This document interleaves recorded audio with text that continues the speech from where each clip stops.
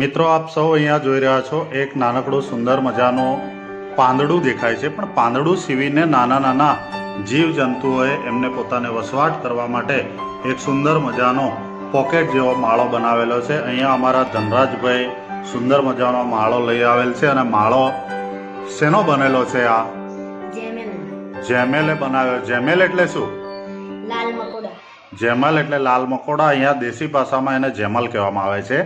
અને લાલ મકોડો કદાચ આપણા શરીરે ચડી જાય તો એટલો બધો ચટાકા મારીને ચોંટે છે, તો એ મકોડા પણ એ પોતે અહીંયા વસવાટ કરવા માટે એમને સુંદર મજાનું એક પાનમાંથી સાગનું પાન છે અને સાગનું પાન સીવી અને એમને બહુ સરસ મજાનો માળો બનાવ્યો છે। ત્યારે આપને નવાઈ લાગે કે માણસ તો પોતે એને રહેવા માટે સરસ મજાના પાકા મકાનો બનાવે, તો ભગવાને નાના નાના જીવજંતુઓને પણ કેટલી અજબ ગજબની શક્તિ આપી છે। તો નાના નાના જીવજંતુઓ પણ આવા સુંદર મજાના પોકેટ જેવા માળાઓ સીવીને પણ પોતાનો વસવાટ એક સલામતીભર્યું જીવન જીવવા માટે કરતા હોય છે।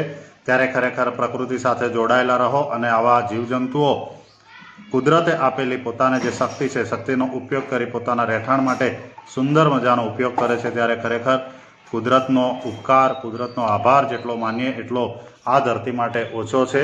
તો મિત્રો, ખાસ કરીને આવા વનવગડાના જીવો સાથે પણ અવશ્ય જોડાયેલા રહો। નમસ્તે।